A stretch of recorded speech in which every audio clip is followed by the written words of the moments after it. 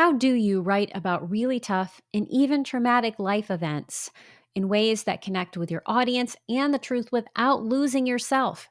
It is a question so many writers ask me, and this week I'll answer it with the help of my guest, the multi-talented Natalie Buster, a certified trauma-informed yoga therapist, actress, and writer.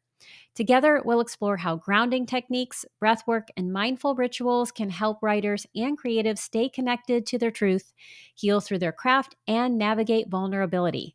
Grab your pen, open your heart, and let's dive in.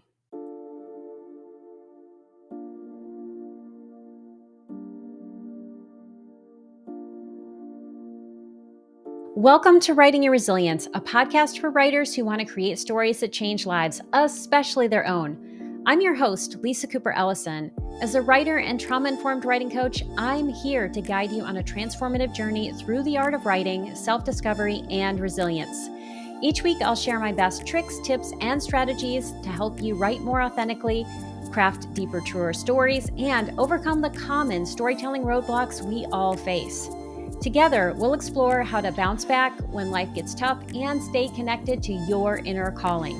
So grab your pen, your notebook, and an open heart. It's time to do the work that changes the world, one story at a time.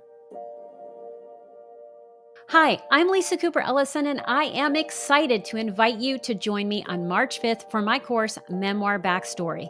If you're a memoirist, you know that backstory is a crucial part of your memoir, but it can be so tricky to figure out how much to include and how to weave it in without overwhelming your story. In this webinar hosted by Jane Friedman, you'll discover what to keep, what to cut, and what to repurpose so that you can write a captivating story while also working on your author platform. Best of all, this webinar is only $25. To register, go to janefriedman.com/memoir backstory with Lisa Cooper Ellison or click on the link in the show notes. I look forward to seeing you on March 5th. Well, hello, Natalie. Welcome to the Writing Your Resilience podcast. I am just so happy to have you here and happy 2025. Oh, yes, 2025. I am so happy to be here too, Lisa. I love your podcast, and I'm just so grateful to be a part of this conversation today. Well, I am super excited about all the things that we are going to dive into today because you have just a wide variety of skills and you wear many, many hats. One of those hats, which I'm hoping you'll just share a snippet about, is you're an actress and you were just on tour.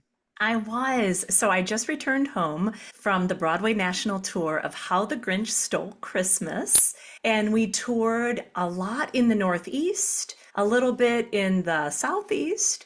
But I played the role of Grandma Who. I was part of the ensemble, but gratefully so. And it was such a magical experience sharing the story of welcoming and inclusion and beauty and family to people all over the country. I got to see a picture of you on stage. Actually, it may have been backstage. I think it was on your Instagram. I definitely want to share that with people because you looked adorable. It was such Yes, a great please look. do. Yeah, it's very candy colored. The designers took their cues from the actual original book, I think from the 50s, and just made everything candy colored and whimsical and just very delightful for the audiences to partake in.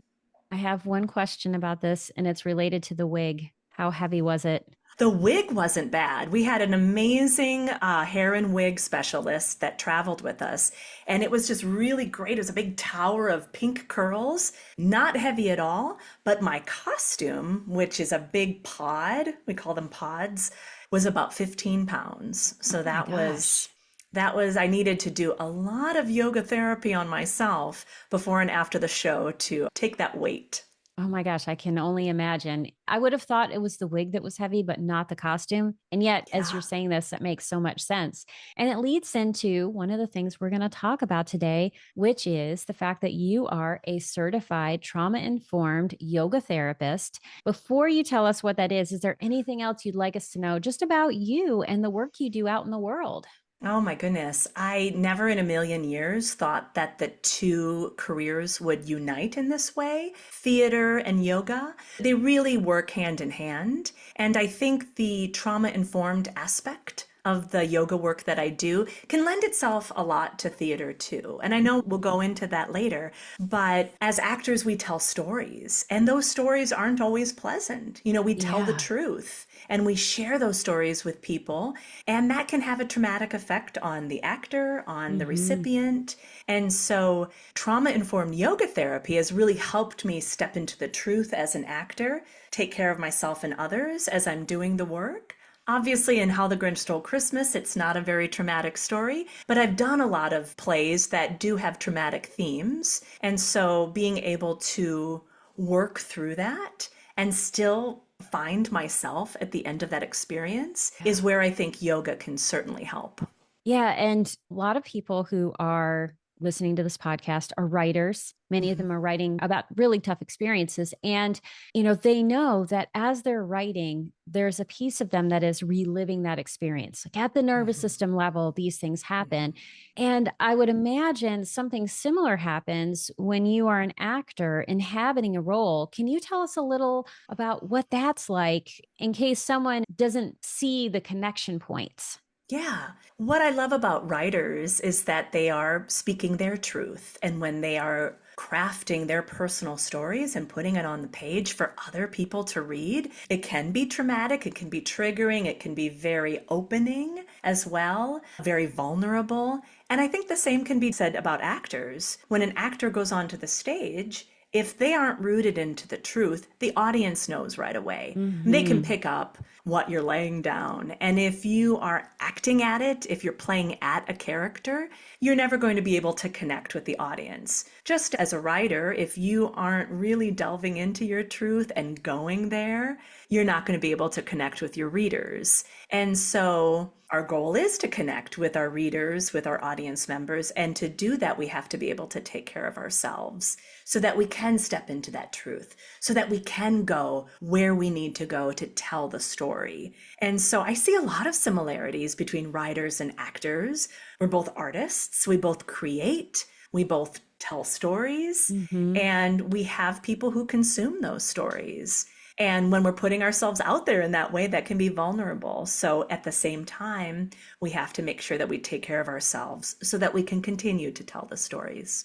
Absolutely. And another thing that is hitting me as you're talking about this is the fact that we also have to be able to leave those stories behind when they're complete or when we're off the stage or when our writing session is done. And that can be harder said than done when you Mhm. have really inhabited something or you've gone there with your writing. When you think about your work as a certified trauma informed yoga therapist, what does that look like when you're working with someone? Yeah, I am a big fan of ritual. I think rituals can really ground us. They can really help regulate our nervous system. I've studied a lot of the polyvagal theory, being able to use voice and somatic movement to regulate and breath work to regulate the nervous system through activating and toning the vagus nerve, I find to be really helpful. And so I have created little rituals for before a session begins and then after a session ends. And that session could be a writing session. It could be your time on stage as an actor. It could be a rehearsal, an audition. It could be a yoga session. So, really, whatever that session means, these rituals bookend the session to create that healthy and safe bubble from which Mhm. you can be creative and be honest. But then, to your point, Lisa, also being able to leave it behind when you're done. How can you close the door and then re inhabit your life in the present moment? And so I call these little rituals opening the shop and closing the shop. And I use it with all of my clients, whether they're death doulas, whether they're yoga students, whether they're actors, or just friends of mine that just need a little grounding support. And so, if you'd like, I could take you through a simple opening the shop ritual. I would absolutely love that because I'm a huge fan of rituals as well. And one of the things I tell people all the time is that what rituals do is they prime your brain to do something, whether that Mhm. is to begin or to leave. And it is hugely helpful to your nervous system. And it's one of the things that we don't spend enough time on in our world that's just go, go, go, busy, busy, busy, distract, Mhm. distract, distract. So, yes, please take me through this. I love that you said that, Lisa, because you're right. So many times we're going from one thing to another without acknowledging that we've just done a thing. And when it comes to acting or writing or doing yoga, we are asking ourselves to go to a very vulnerable place, a very sacred place. And so we need to honor that with ritual. So my opening the shop ritual is like a recipe of sorts. It has 4 components. And so you can mix and match whatever you want to insert into these components is totally up to you, dear listener and Lisa. But the 4 components are a centering practice that I like to begin with, and then some gentle breath work, whatever you're needing. If you need to feel more energy, maybe an invigorating breath practice, or if you are really like out of your mind, then maybe a more grounding breath practice. And then some somatic movement that can be very simple or can be a very strenuous vinyasa yoga routine, if you'd like, just depending on where you are and how much time you have. And then I always like to end with an affirmation. And in yoga, we start with something called a sankalpa, which roughly translates to resolve or intention. And it's almost as if you're calling on what already is, that you are just stepping into the energy of what is already true. So, for example, I am healthy. I am already stepping into the fact that I am healthy, and I am just giving it voice. And that can become my sankalpa. And then that in turn can become an affirmation. I am healthy when I do what I love. I am healthy when I perform, when I write, when I tell my story. So why don't we begin with a little centering practice? If your listeners are listening to this while they're driving, don't close your eyes. But Lisa, you and I can close our eyes if you feel comfortable doing so. Maybe placing one hand on your heart and one hand on your abdomen. If your knees or your ankles are crossed, you may consider uncrossing them and really planting your feet on the floor to feel the energy of the ground underneath you, bringing attention to your seat and the support of the structure beneath your seat, maybe behind your back. And then start to notice your breath. There's an invitation here to follow your breath, noticing the temperature of your inhale. And does that temperature change when you exhale? Noticing how your body responds to your breath. Where do you feel that connection to your breath? It may be in your abdomen, in your chest, at the tip of your nose.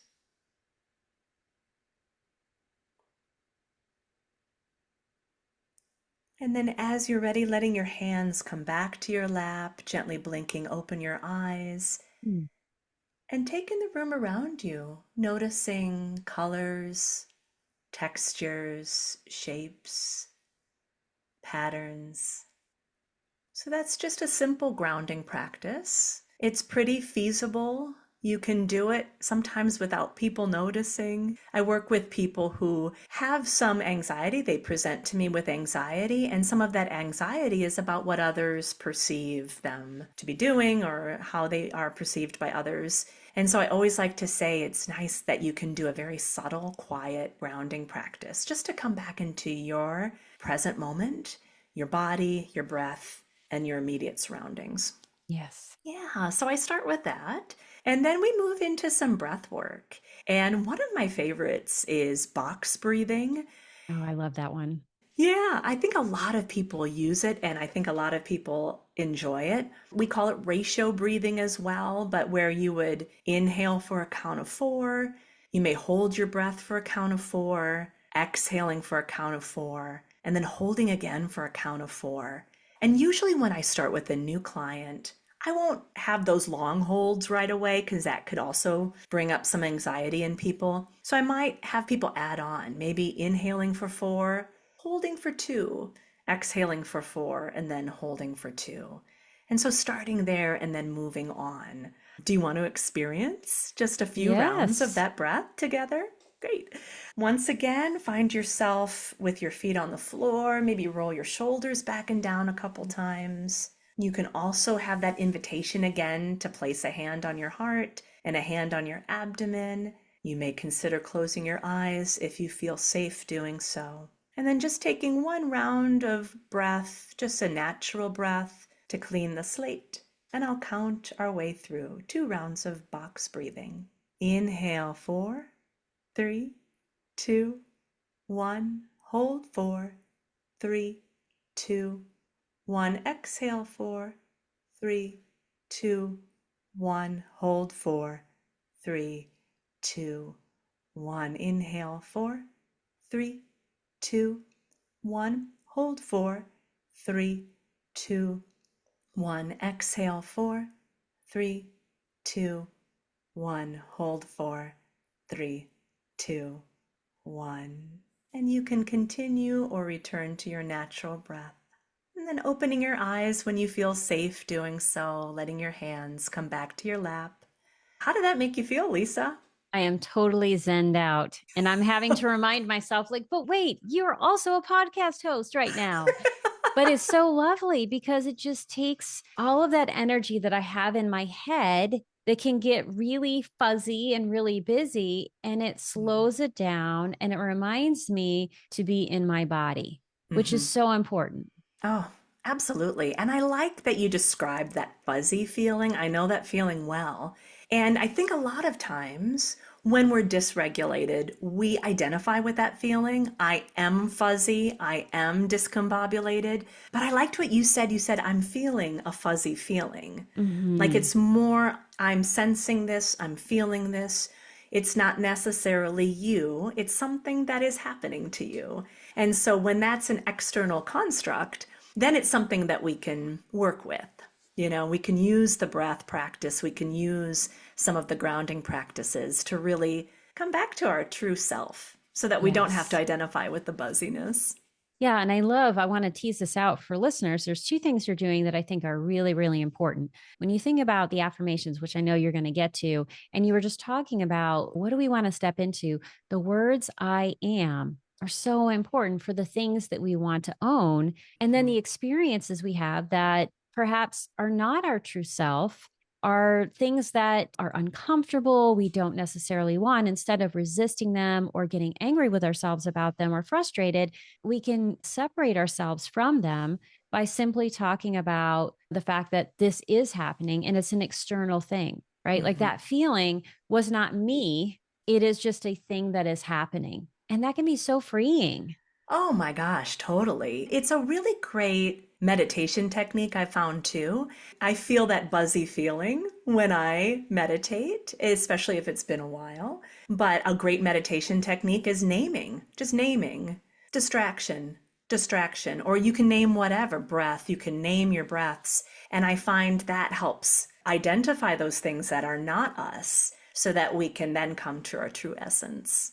All right, number 3, are you ready for the movement? Now we're both seated, so we'll stay seated. I'm just going to back up a little bit.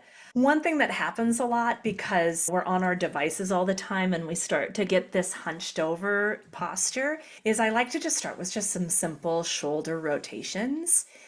Yeah, and you all know your bodies better than I do. And so find the range of motion that works best for you. If you have a shoulder injury, practice that identification with knowing what fits best for your body and what feels right, and then maybe reversing the direction.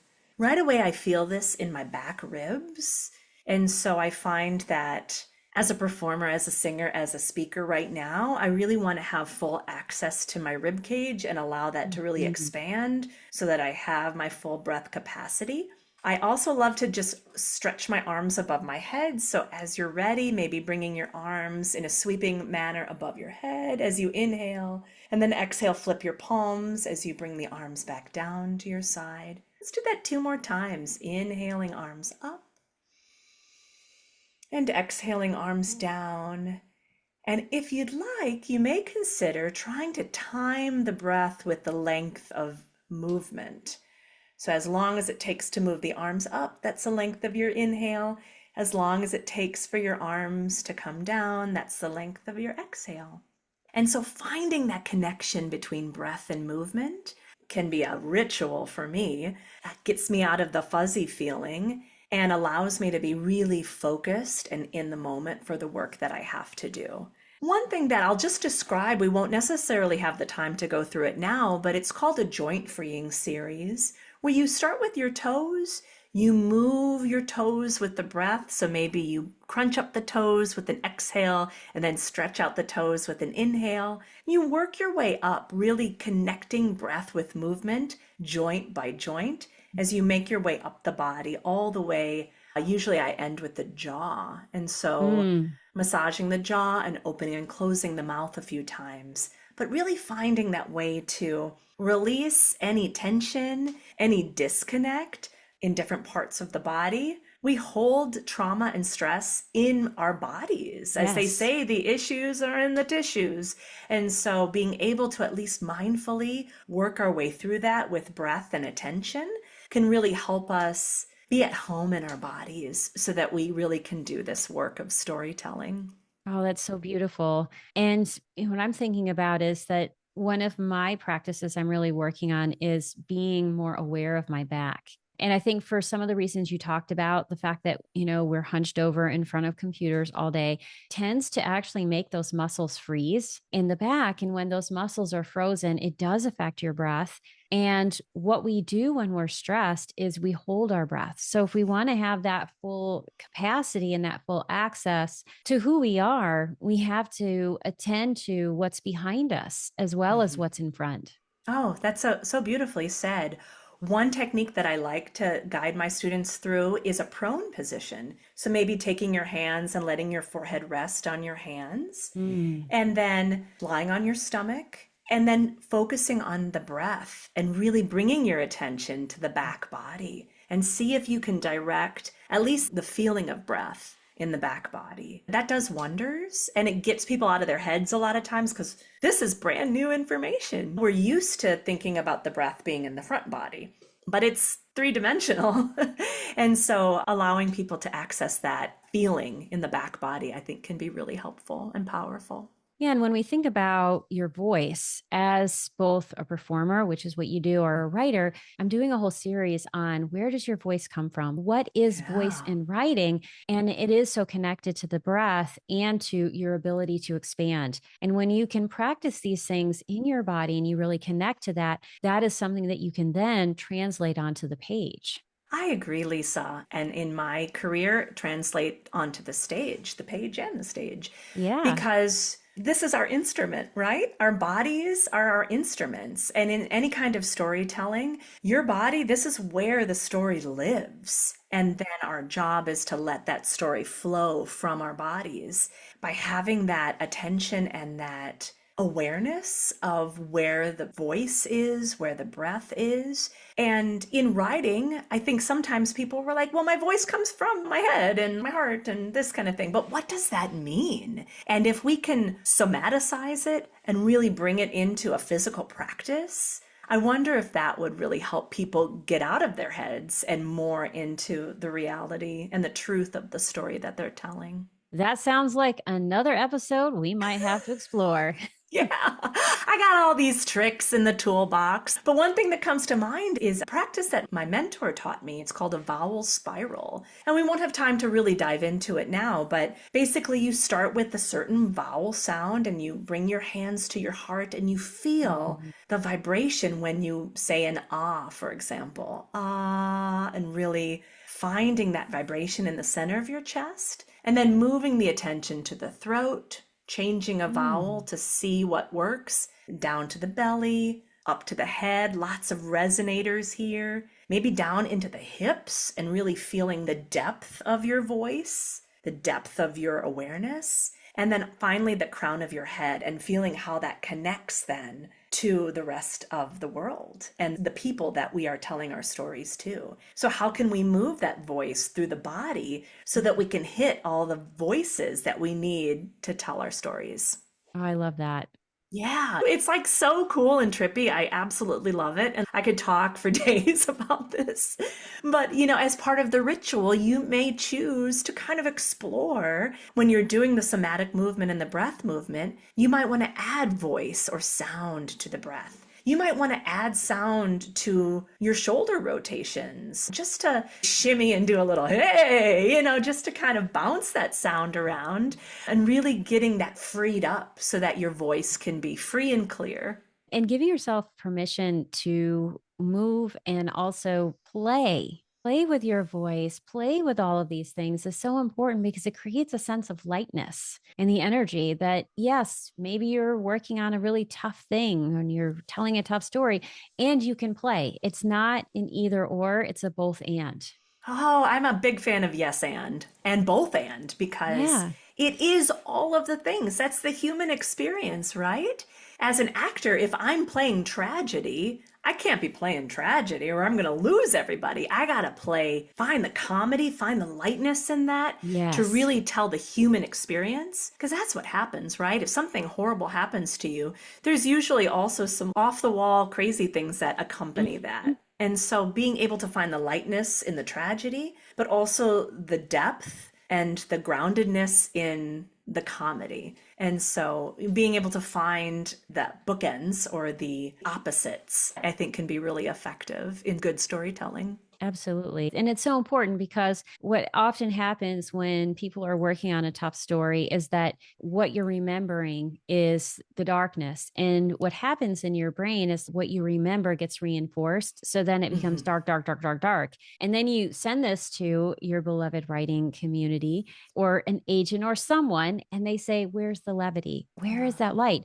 And if you haven't practiced finding it in other ways, it can be really difficult to then find it in your work because a certain neural pattern has been activated in the brain and it doesn't know how to switch out of it. Oh, yeah. In yoga, we call that samskara, which is like a rut, that groove or that rut that we're just digging deeper and deeper. And pretty soon that becomes unrelatable, right? It's so dark, it's so deep that it's exclusive. It shuts the audience out.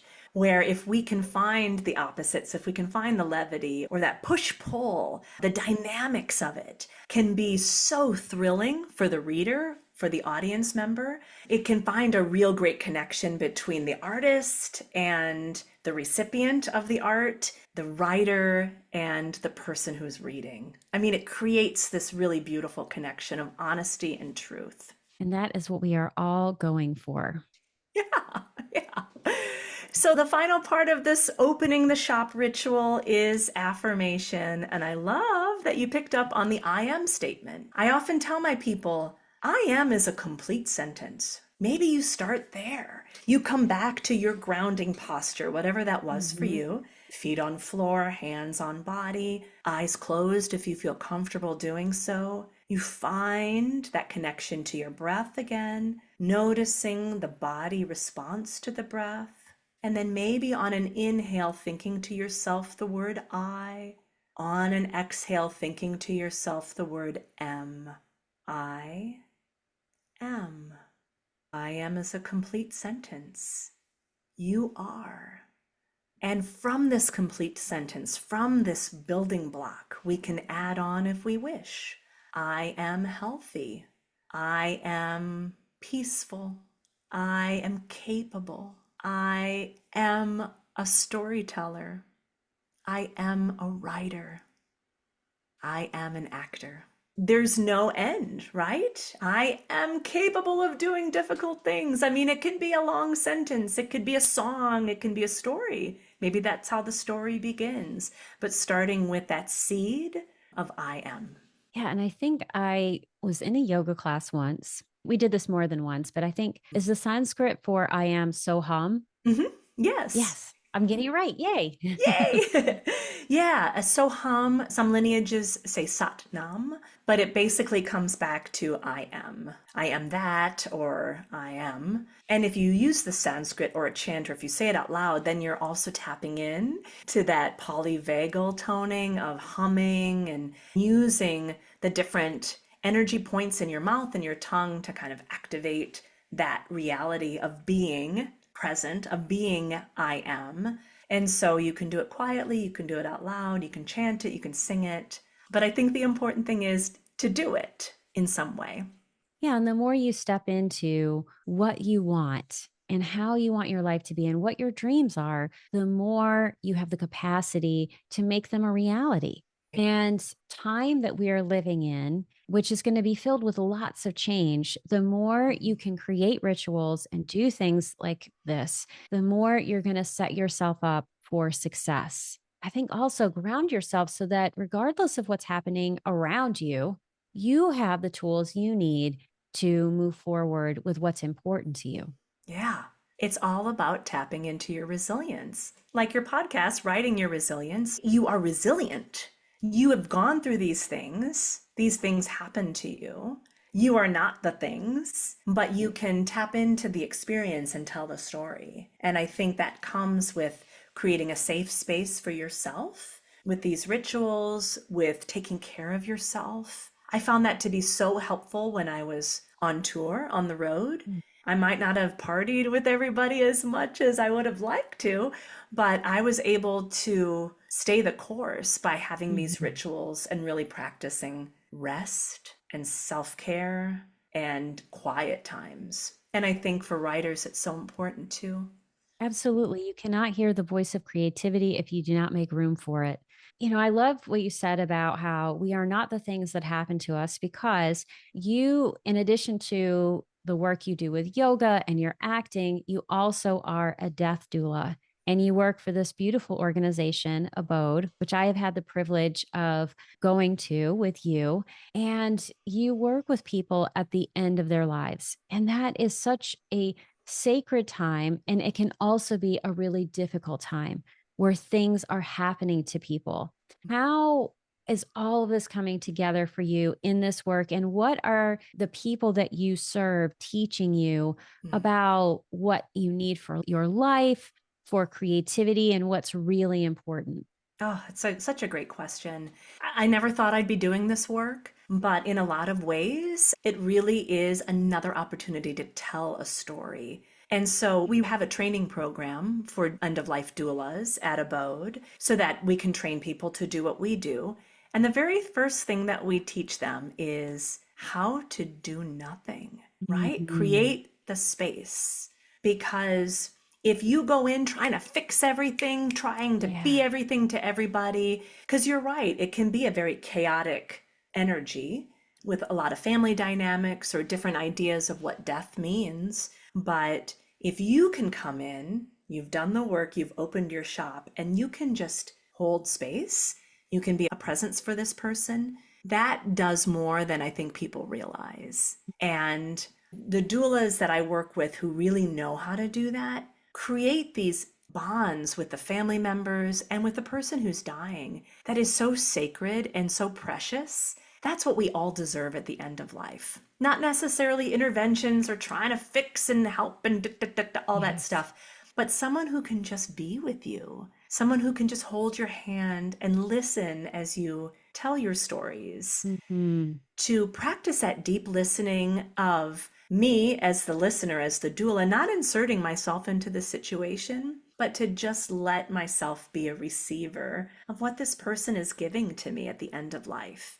And it sounds so beautiful and easy, and it's so hard to Oh do. my gosh, yes. It's so hard to be contemplative.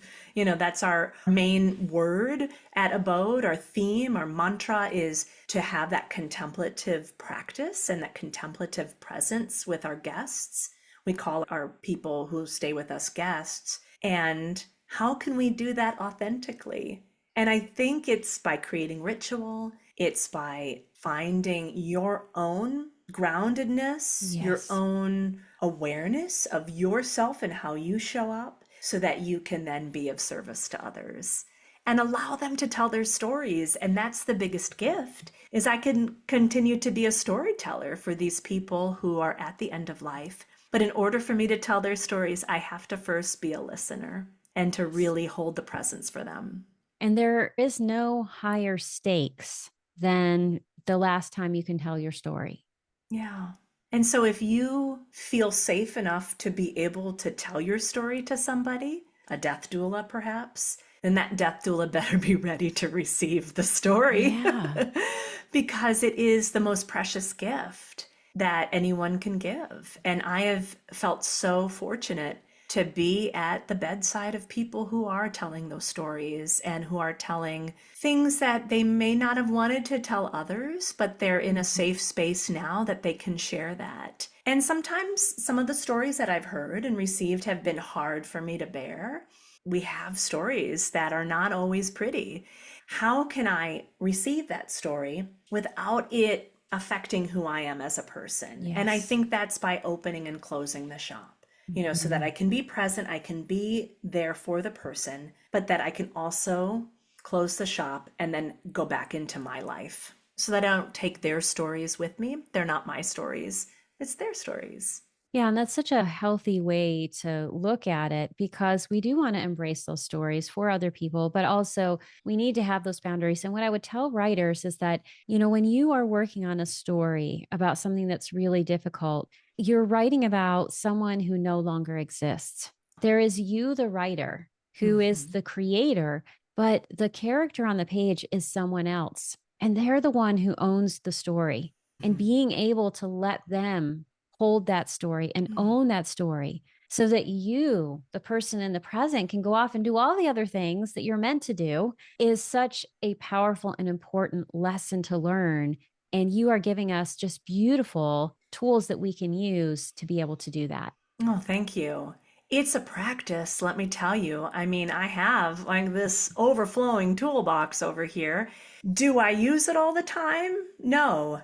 Do I notice when I don't use it? Absolutely. And so it's a practice, it's a continual practice to set that ritual in place to make sure that I am able to give my full self without compromising who I am as a Yeah. person in all three of these different things, like working with yoga Mm-hmm. students, being on stage, writing, four things, and being with people at the end of life. How can I hold fast to who I am? I am, Yeah. coming back to that, but still being that vessel to tell the story. That's the important thing, and it's practice. Yes, it's practice and knowing that there is no grade and also there is no endpoint. We'll always be doing it. And I've noticed over the many years that I've gotten a chance to know you, you do these things marvelously. And Oh, I'm thank always you. in awe of all you're able to do. And I know that other people are going to want the opportunity to get to know you and be in awe of you as well. Before we get to that, you also are a writer. In addition to all of these things, you Yeah. work on your own writing. What is the best piece of writing advice someone has given to you? Sit down and do it. Just do it. What always stops me and some of the challenges I've faced as a writer is getting too much in my head. Like, oh, that story, no one's going to buy that story. Or, oh my gosh, there's going to be so many critics. Or, oh my gosh, like who's going to read this? I'm going to spend all this time pouring my heart out onto the page and then nobody's going to buy or read the book. That's none of my business. My business is to sit down, open the computer, and start writing. That's all I have to do. And so when I am successful at writing, I have a nice ritual in place, right? I do my opening the shop. I sit down. I give myself, like, let's get to 2,000 words, for example, 2 pages. And then after that, close the shop and be Yes. done. And if I can just commit to that, I'm a successful writer. It doesn't matter what I'm writing. At that point, it doesn't matter what I'm writing. I need to Yes. just write. And so if it helps me to do the rituals, to create the sacred space, then I'll be a successful writer. I love that. And that is the most important thing you can do. You cannot work on a story if it's not on paper or in your computer, wherever you put it, but you have to have it out of you, right? It can't be in your head. Yeah. So if people want to connect with you, listen to your podcast because you also have a podcast with Abode. What are the best ways for people to connect with you? Yeah, the best way is on my website, and that kind of has links to everything, and that's nataliebuster.com.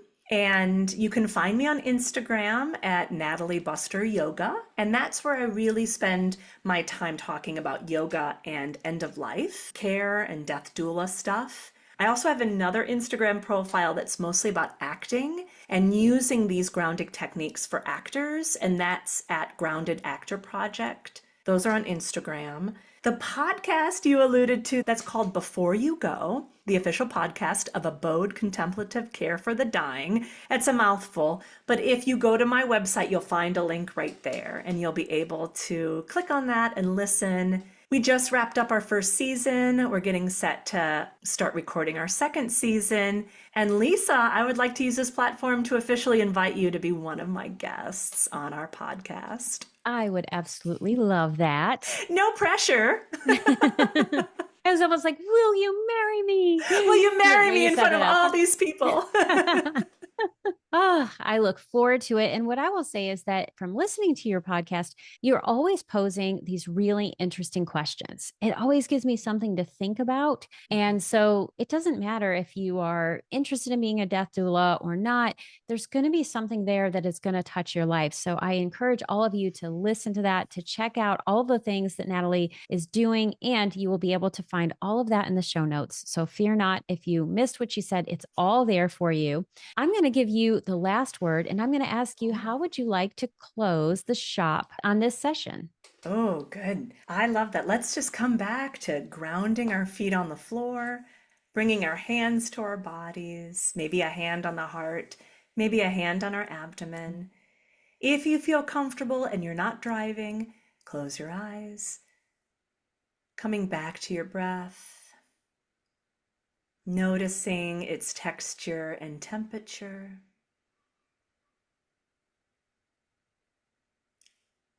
And then let's repeat that sankalpa, I am. I on the inhale, am on the exhale. Stepping into our truth, our essence, I am. And then when you're ready, you can open your eyes. Thank you so much, Lisa. Well, thank you. And I am so grateful that you were here today to share all of this with us. Oh, me too. This was such a treat, and I just adore you to pieces. So anytime I get to chat with you, it's a good day for me. That's it for today's episode. If you'd like to learn more about Natalie, her work with the Grounded Actor Project, or her work with Abode, please see the show notes for this episode. Also, as we wrap up, I would like to offer a heartfelt thank you to some of you listeners. Thank you so much, Anna Escudero Portal, for your sweet YouTube comment on my episode with Amy Lynn, the author of Hereafter. I'm so grateful to all of the generous things that you said. And thank you to Lisa Rizzo, Wendy Hawks, and Doreen Francis for your shout out on Instagram. I'm so glad my episode on gaslight proofing your writing practice spoke to you. And I look forward to hearing from more of you in the future. That's it for today's episode. Thank you so much for tuning in. I truly couldn't do this podcast without your support. If you love this episode, here are 3 simple ways you can keep this show thriving. 1, subscribe or follow Writing Your Resilience on Apple Podcasts, Spotify, or YouTube so you never miss an episode. 2, leave a 5-star review to help others discover the podcast. 3, join my engaged writing community by signing up for the Writing Your Resilience newsletter. As a thank you, you'll receive a free copy of Write More, Fret Less, a toolkit for gaslight proofing your writing practice. Have feedback for the show, a topic you'd love me to cover, or questions you'd like me to answer? Drop a comment on YouTube, text the show, or email me at writingyourresiliencepodcast@gmail.com. Until next time, keep writing, keep growing, and keep showing up for yourself. Your story matters, and I am so proud to be writing alongside you.